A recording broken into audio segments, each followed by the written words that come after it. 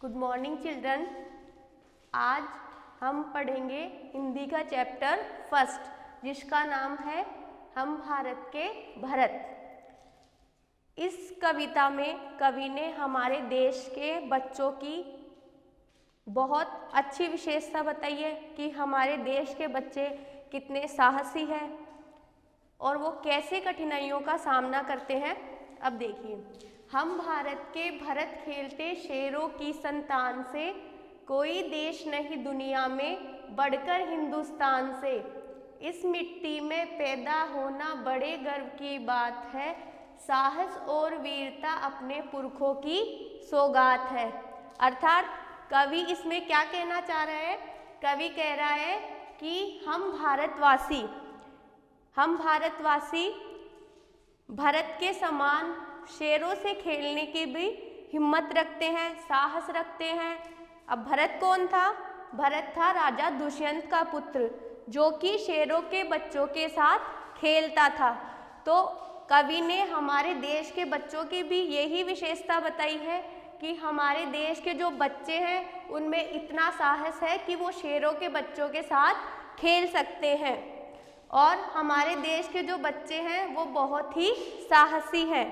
हमारे देश हिंदुस्तान के समान दुनिया में कोई देश नहीं है, अर्थात ऐसा साहसी देश नहीं है जिसमें इतना साहस हो कि वो शेरों के बच्चों के साथ खेल सके। इस भूमि पर जन्म लेना हमारे लिए बहुत ही गर्व की बात है, सौभाग्य की बात है। और वो इसलिए क्योंकि हमें इतना साहस है कि हम कठिन परिश्रम करके, कठिनाइयों का सामना करके भी सफलता को हासिल कर सकते हैं। नेक्स्ट देखिए, बड़ी बड़ी ज्वालाओं से कम नहीं यहाँ चिंगारियाँ, कांटे पहले फूल बाद में देती है फुलवारियाँ। यहाँ कांटे से मतलब है दुख या कष्ट सहना। कभी दहकते कभी महकते, जीते मरते शान से, कोई देश नहीं दुनिया में बढ़कर हिंदुस्तान से। इसमें देखिए कवि क्या कहना चाह रहा है? कवि कहना चाह रहा है कि हिंदुस्तान के छोटे छोटे बच्चे भी बड़ी बड़ी कठिनाइयों का सामना करने का साहस रखते हैं या बड़ी बड़ी कठिनाइयों का डटकर मुकाबला करते हैं। बगीचों में फूलों से पहले कांटे आते हैं, अर्थात हमें सफलता हासिल करने से पहले बहुत सी कठिन परिस्थितियों का सामना करना पड़ता है। बहुत ही कठिन परिस्थितियां हमारे सामने होती है जिनका संघर्ष करके हमें आगे बढ़ना होता है। कभी अंगारे बनकर दहकते हैं तो कभी फूलों के समान खिलकर खुशियां महकाते हैं। हम अपने देश के लिए शान से जीते हैं और शान से मरते हैं।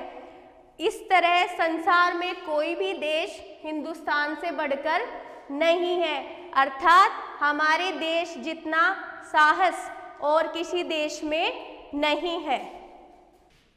अब आगे देखिए, नेक्स्ट पैराग्राफ में है, कूद समर में आगे आए जब भी हम ललकार दें, उंगली दांतों तले दबाई अचरज से संसार ने, सदियों से बनते आए हम पन्ने इतिहास के, त्याग और बलिदान हमारे व्रत है 12 मास के। जब भी निकला हीरा निकला यहाँ किसी भी खान से, कोई देश नहीं दुनिया में बढ़कर हिंदुस्तान से।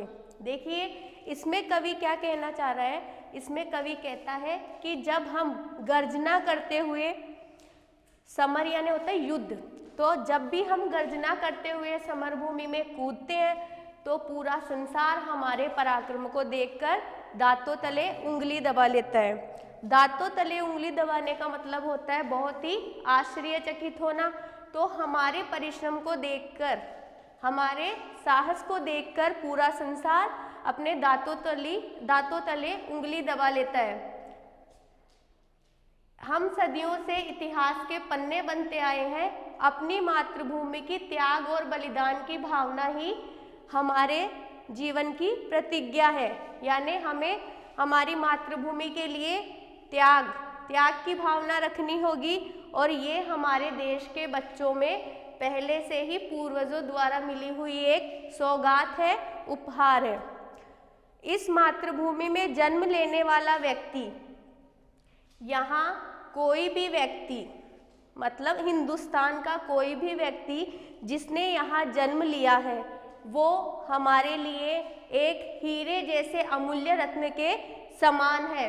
यहाँ महान देश के भक्तों ने जन्म लिया है, इसलिए सारे संसार में कोई भी देश हिंदुस्तान जैसा नहीं है, क्योंकि यहाँ जितने प्रतापी लोग, पराक्रमी लोग, साहसी लोग और जितने भी देशभक्त हुए हैं वो हिंदुस्तान में हुए हैं। इसलिए कहा गया है कि हिंदुस्तान जैसा देश पूरे विश्व में नहीं है। नेक्स्ट देखिए, यह धरती जो माँ है अपनी, हमें जान से प्यारी है, हर बालक के जिम्मे इसकी चौकस पहरेदारी है। बोलो मेहनत खूब करेंगे, कठिन परीक्षा आई है, माँ का दूध पिया जो है, सौगंध उसी की खाई है। इसी उम्र में परिचय पाले हम श्रम से बलिदान से, कोई देश नहीं दुनिया में बढ़कर हिंदुस्तान से। इस पैराग्राफ में कवि कहना चाह रहा है कि ये जो अपनी मातृभूमि है हमें प्राणों से भी अधिक प्यारी है और इसकी सावधानी करना हम सब बच्चों की जिम्मेदारी है। हमारे सामने देश की रक्षा और विकास करने का कठिन समय है, इसलिए हमें कठिन परिश्रम करना होगा और हमारे देश की रक्षा करनी होगी। जिस माँ का दूध पिया है उसकी कसम खाकर हमें देश के लिए तैयार रहना होगा और इसी छोटी उम्र में ही परिश्रम और बलिदान का अर्थ समझ लेना होगा और इसी उम्र में ही हम बलिदान और परिश्रम का अर्थ समझ लेते हैं। इतनी हमें क्षमता है, साहस है और ऐसा देश, हिंदुस्तान जैसा साहसी देश, ऐसे अच्छे देश, भक्तों वाला देश पूरे संसार में दूसरा कोई नहीं है।